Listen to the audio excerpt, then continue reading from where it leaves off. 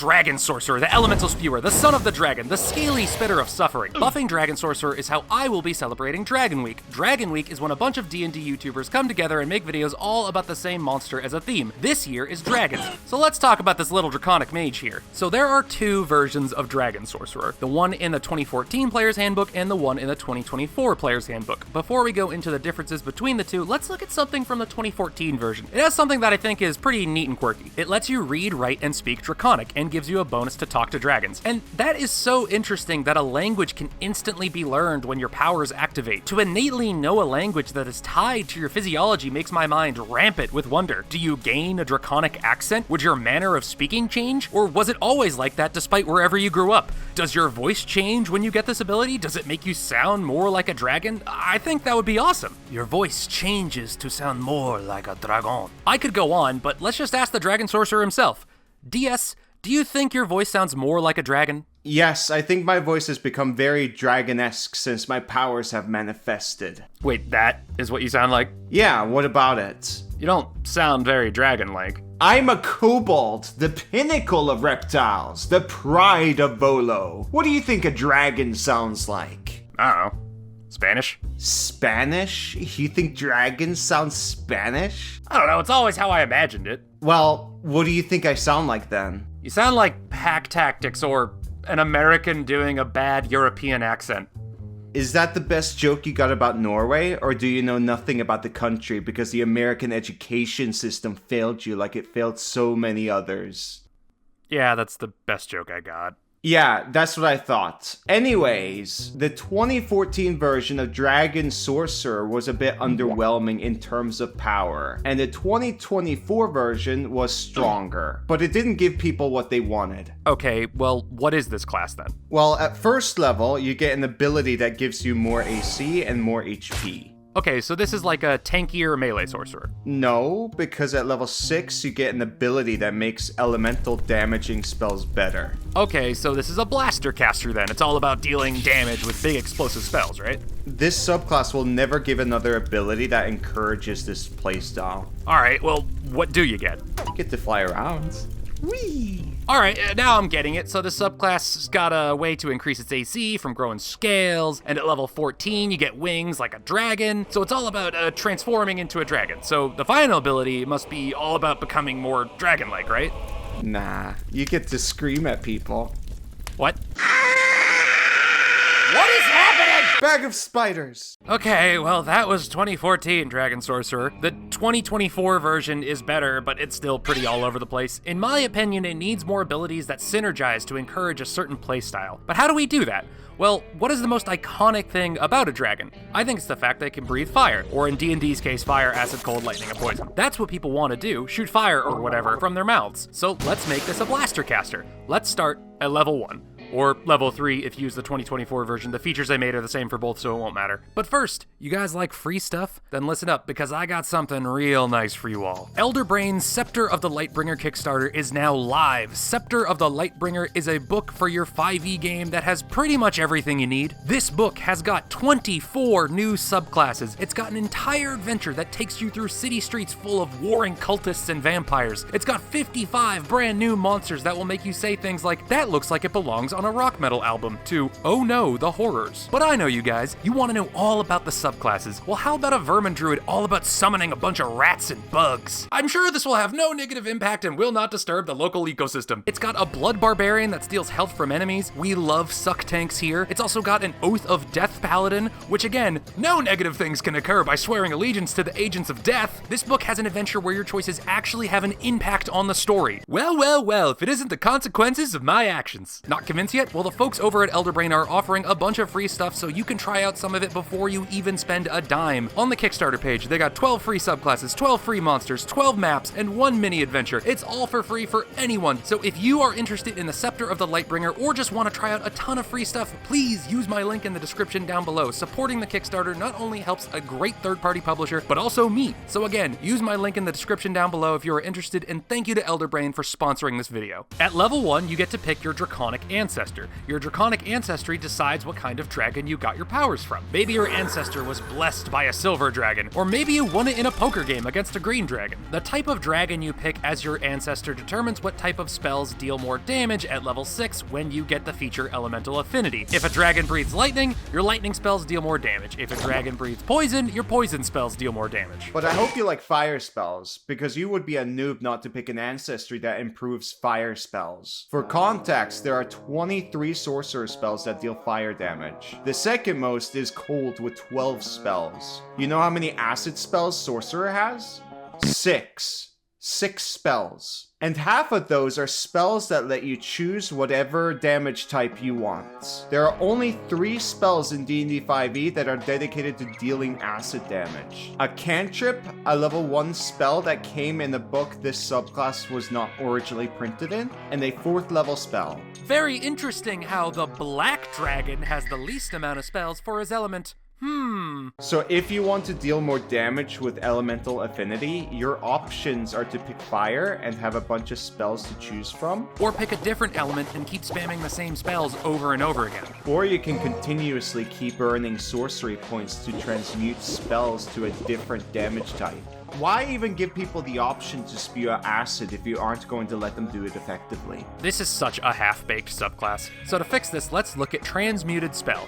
It's a meta magic option. Meta magic options are fun abilities sorcerers get to augment spells. This one lets you change the damage type of a spell that deals acid, cold, fire, lightning, poison, and thunder damage to any of those listed damage types. So let's just give them that. Adding on to your Draconic Ancestry feature, you can use Transmuted Spell at level 1, but it costs 0 sorcery points when you change a sorcerer spell to the damage type associated with your Draconic Ancestry. You can use it even if you already used a different meta magic option during the casting of the spell. With this, you don't need to worry about picking spells. You can pick a much wider array of spells while still keeping the core theme of your flavor of dragon. You could conjure erupting geysers of bubbling acid by transmuting Wall of Fire. You could break the Geneva Convention by turning Fireball into poison. You could hawk 3 lightning loogies at your foes with a transmuted Scorching Ray. One little bit of flavor I'll add here is when you cast a spell like this, the spell and its draconic energy comes from out of your mouth. You know, like a dragon. And if you want to play a dragon sorcerer based on gem dragons, you could replace the elemental damages from your dragon ancestry with the gem dragon damage types, or switch them around, or add them all together. You could do that, but for my money, if I want a more accurate portrayal of a gem dragon sorcerer, I would pick the Aberrant Mind sorcerer. It's got psionics, flying, teleporting, telepathy, all the things that make gem dragons unique. Just tweak the flavor from eldritch to bedazzled and you're there. The ability where you can turn into goo to slide through tight spaces is a bit out of place, but the rest is spot on. Like, if I was going to make a gem dragon sorcerer subclass myself, I would probably just end up making Aberrant Sorcerer again.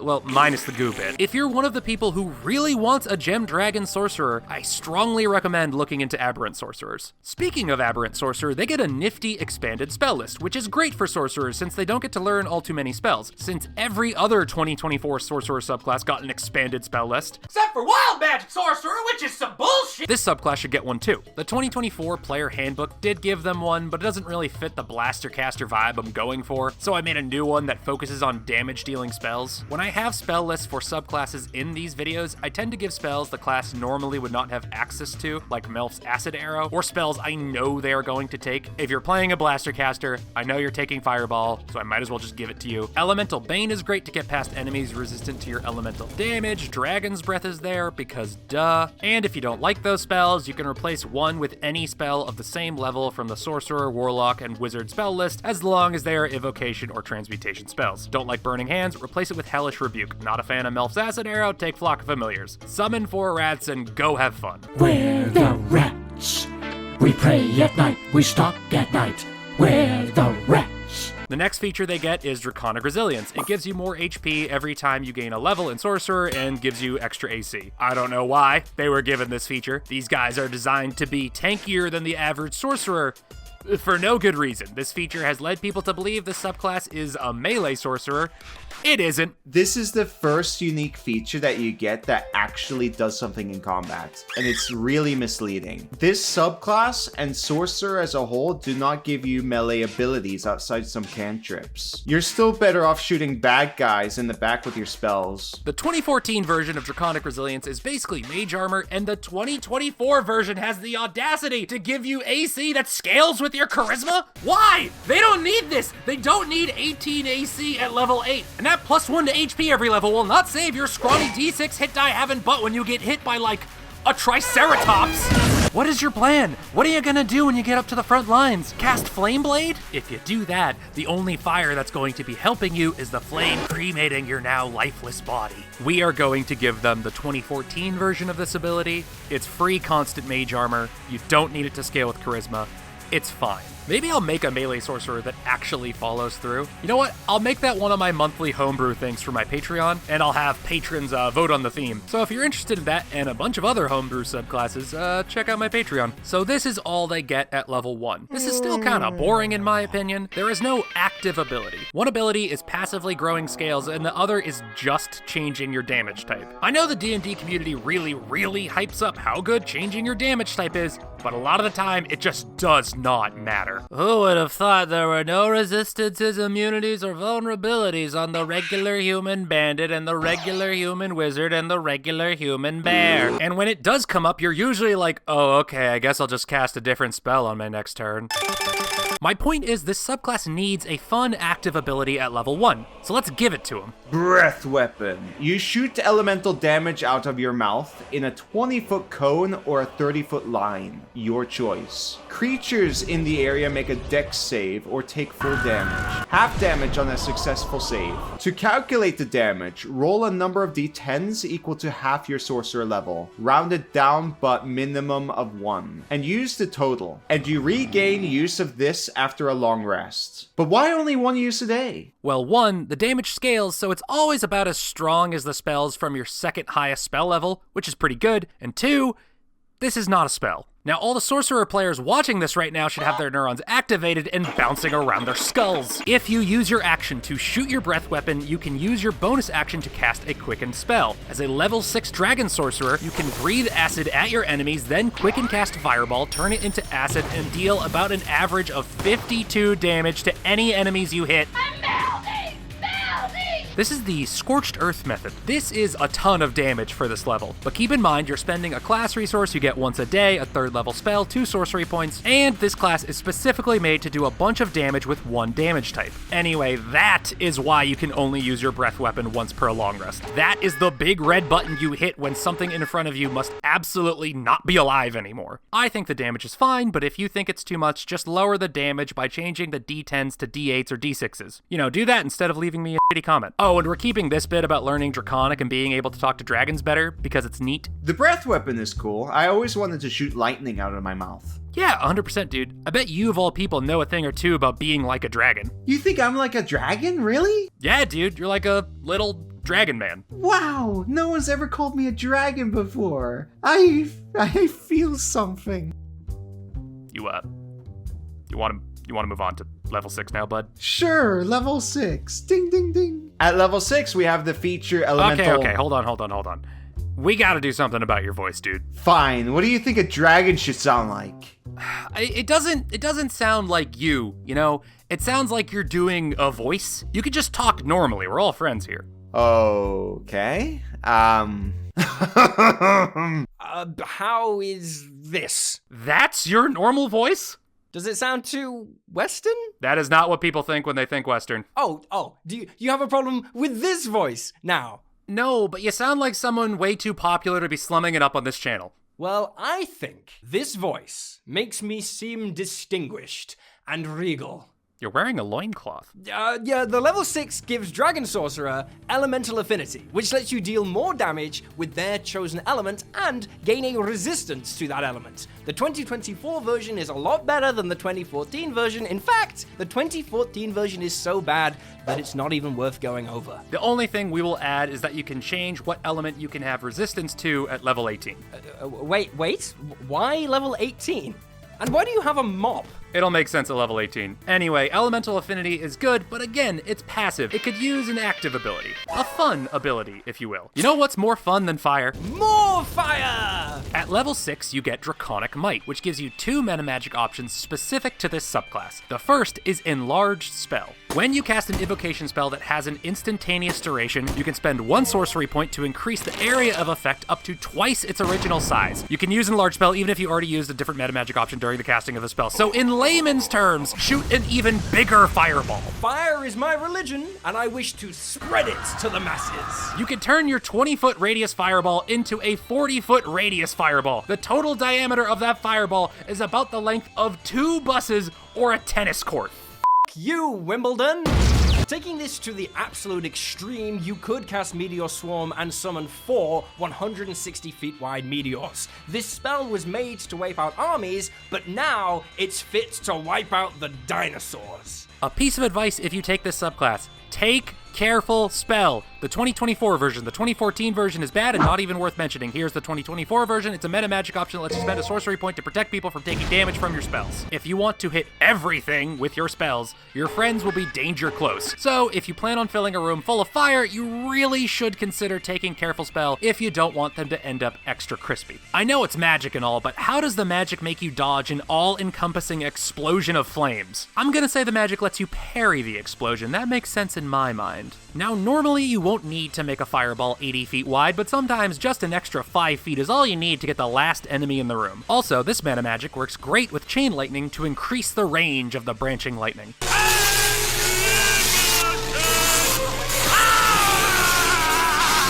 The second meta magic option takes the opposite approach. With Focus Spell, when you cast an evocation spell that has an instantaneous duration, you can spend 1 sorcery point to reduce the area of effect down to half of its size. If there is only 1 creature in the area of effect of the spell and they make a saving throw against that spell, the creature must roll that saving throw with disadvantage. Basically, if you're fireballing the boss, which I assume you'd want to if you chose this subclass, you get rewarded for doing so with a cheaper version of Heightened Spell. You know in Dark Souls 3 how the Dragon Medeir's fire breath turns into a laser beam and it's really, really hard to dodge?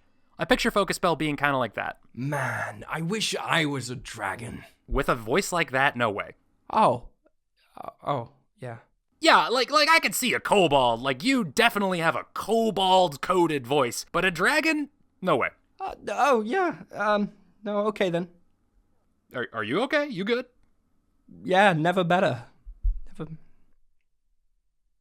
Okay, I'm just gonna move on then. Level 14, Dragon Wings. The 2014 version lets you sprout meaty dragon wings from your back and gives you a fly speed equal to your walking speed. And the wings are permanent, which is super cool. The 2024 version is significantly less cool. It gives you a 60-foot fly speed, but the wings only last an hour, and it costs 3 sorcery points to recast. Hey, Watsy, stop caging this weird-looking bird and let it be free. I'm just going to give them the 2014 version. It was fine as is. Being able to permanently fly is just good. I don't feel I need to explain that.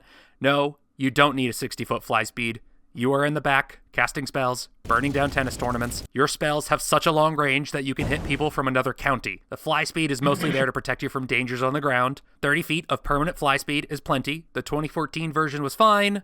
Let's move on. But Mr. Bone Wizard, the 60-foot fly speed made me so happy. I'll think about it. Speaking of, you're growing scales and wings. That must be a weird thing to get used to. Being a half dragon and a half kobold. Like, at this point, are you even a kobold anymore? Now you mention it, I'm not sure. People have tried to put me into categories or boxes for years, like the melee sorcerer thing. That never felt right. People want me to be that, but that's not what I want. And what if what I want makes people mad? Maybe I was never a kobold. It's like in some kind of shell or something. This kobold-shaped shell. And I'm afraid if I poke my head out, I'll get hurt. Do you know what I mean? No, I have no idea what you mean. Oh, yeah, okay. Anyway, one last thing we will give them at level 14 to make them a bit stronger is an ability that may sound familiar to you. Worm's Wrath. Spells you cast and your breath weapon ignore resistance to the damage type associated with your draconic ancestry. In addition, when you roll damage for your breath weapon or a spell you cast that deals damage of that type, you can treat any one on a damage die as a 2. I copied the Elemental Adept feat. It just helps penetrate resistances the enemy might have. Why you thought it was a wise decision to pick a fire mage in the adventure path where we fight demons in the the fiery pits of hell really makes me question your intelligence. But here you go. I made this feature a slightly tweaked version of Elemental Adept because many Dragon Sorcerers take it, so I might as well just give it to them. But what if they took that feat at an earlier level? Well, that's why I added this line. If you chose Elemental Adept as a feat at previous levels, you may replace it with a different feat. So, you never lose anything by grabbing Elemental Adept at earlier levels. I have some recommendations for fun feats to replace it with. Fey Touched and Shadow Touched for more spells and a slight stat boost. Chef, that's a fun one. It lets you cook food to heal people. Tough, if you want even more health for some reason. Telekinetic is great. You got lots of options. Level 18. Level 18 gives us the ability... Hey, before we go any further, can you help me workshop my dragon voice? God, yes, after hearing that voice for so long, I have to wonder how many people could stand to listen to it. Well, I'd say about 480,000 people would prefer this voice over yours. What was that? Nothing. So how should a dragon sound exactly? Well, I picture a dragon sounding even more Western than that. Like, picture someone who lives in the rugged, hostile wilderness of the West. Picture a dragon who can not only survive, but thrive there. And try and sound like that. Okay, I'll try. How is this? Does this sound like a dragon? You went with French Canadian to sound like a dragon? You said, imagine someone who lives in the hostile wilderness of the West. Canada is all cold forests full of bears and toques, mooses and geese. I did not mean Canada when I said the West. And what is this voice? You sound like Demonac or a dude whose balls have dropped twice. I think Demonac could do a pretty convincing dragon voice. Demonac is a garbage person, and if I owned a dog, he would kick it. On top of that, he is Canadian. He is from a garbage country for trash people. Hey, by the way, how are the price of your eggs right now? Just read the lines. So for level 18, this is where the 2014 and the 2024 version have very different features. The 2014 version gives you a big AoE to either frighten or charm any enemy within 60 feet of you. So the charmed version is like, The charm condition isn't that good, at least not for level 18. Interesting out of combat, but other than that, The frightened version is just a bigger and kind of worse version of the fear spell, a spell you can get at level 5. So still, And note this ability does not explain how it works. You would assume they roar at their enemies to scare them. But if you look at page 400 of the originally printed 2014 5e Monster Manual, you will find text that explains a dragon doesn't roar to use their frightful presence. They actually throw bags of spiders at people. It's an odd detail, but yeah, that is the canonical reason to how a dragon's frightful presence works. It's crazy how no one talks about that. Well, anyway, maybe the 2024 version of Dragon Sorcerer has a better level 18 ability. Hey, why are there now 5 dragons in this room? Well, thanks to Dragon Companion, the 2024 ability, I can cast Summon Dragons without the need for a material component that costs 500 gold, and without the need for concentration. Oh no. And I can cast it for free once per long rest. Oh, of course you can, of course you can. When I cast the spell this way, the summons only last for 1 minute, but the casting time is only 1 action, so I can spend 5 turns summoning 5 dragons and still have 5 turns left over to let my dragons wreak havoc on all my enemies. Wow, that is annoying. Yeah, but it's pretty strong, right? Can you believe Wizards of the Coast got rid of multi-summons just to give me one? Is this what you wanted? What? Is this what you wanted to be? Is this even you, a summoner? No. I don't want to summon a bunch of dragon goons or scream at people. Well, what do you want? I want to be a dragon. Then be a dragon. Well, I can't be a dragon because I can't do the voice, so what's even the point? All right, I was a bit hard on you about the voice. I was being a jerk. I'm sorry.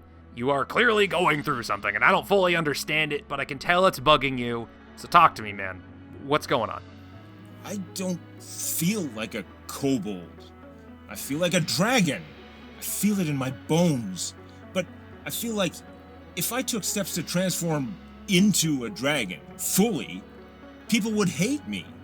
You know, player character can't be a dragon. You have to be a humanoid. So I'm just trapped in this kobold body that I hate. I'm a weirdo. Hey man, a lot of people want to be dragons, especially dragon sorcerers. You aren't weird for thinking that way. And just like your voice, these are things you can change. Don't hate what you are, build the you that you want to be. Well, what if people hate me for transforming into a dragon? Let them. You don't want people like that around you anyway. Your creature type is important to you, but it's extremely inconsequential to most of the people you meet. At least it should be, especially at level 18. Don't player characters attack dragons? So, I should just go for it? Yeah, man. Go transform into a dragon.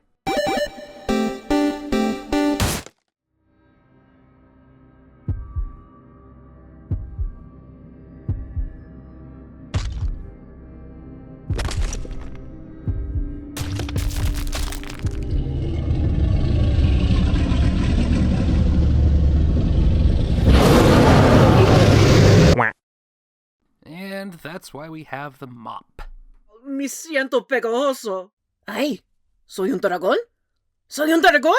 Dios mío, por fin soy un dragón! Okay, now that sounds like a dragon. Maybe a bit too much like Zanunator, but still, I think it's a very dragon-y voice. What, I sound too much like someone with actual drawing talent? Seriously, were you drunk when you drew me? Or did you just get a preschooler to do it? Riddle me this, you see-through fuck!